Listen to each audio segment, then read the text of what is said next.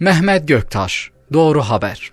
Ez ê nebixwe biaxivim û ne jî guhdariya kesên din bikim.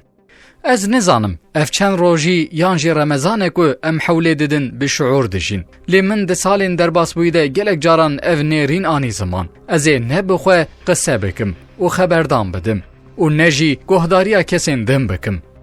Ez di wê baweriyê de me ku Remezan ne dema axaftinê ye, wext wexta tevbîxkirin û pêkanîna tiştên ku em dibêjin e.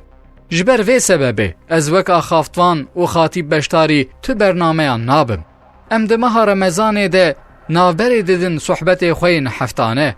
Ez pir xelet dibînim ku însan bi van axaftinan di vê meha rehmet û mexfîretê mijûl û meşxûl bikin.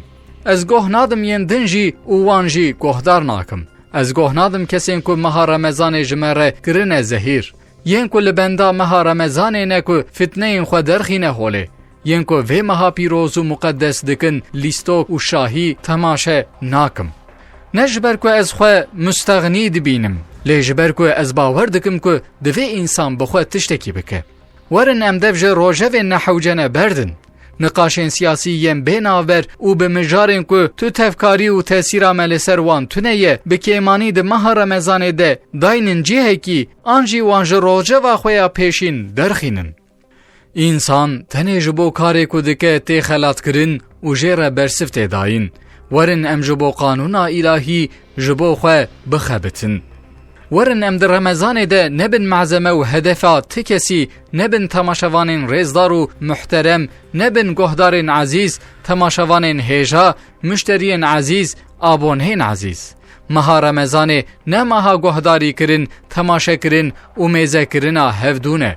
Di vê beriya Remezanê teblîğ û şîret bêkirin. Kesên ku dizanin ji berê ve xwe ji bo Remezanê hazir bikin û di Remezanê de piraniya dem û wexta xwe bidin Xwedayê Teala. Di vê em bi xwe pir Qur'ana pîroz bixwînin.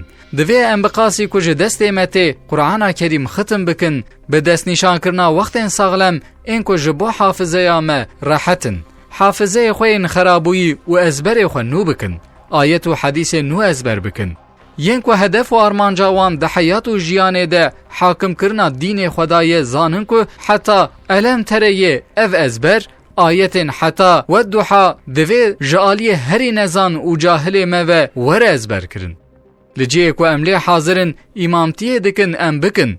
Kin be jî divê li gor Qur'anê sohbetekê bikin. Mealeka Qur'anê bi zanahî bixwînin. Li ser ayetan mutalayan bikin. Yani meha meya Remezanê bi rastî bibe meha Qur'anê. Kengê dem û wextek me hebe hema vê wextê em bidin Qur'anê.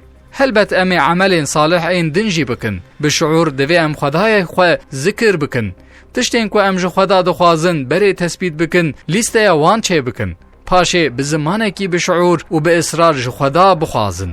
Bilxase piştî nimêjên ferz ji Xwedê bi israr bixwazin em.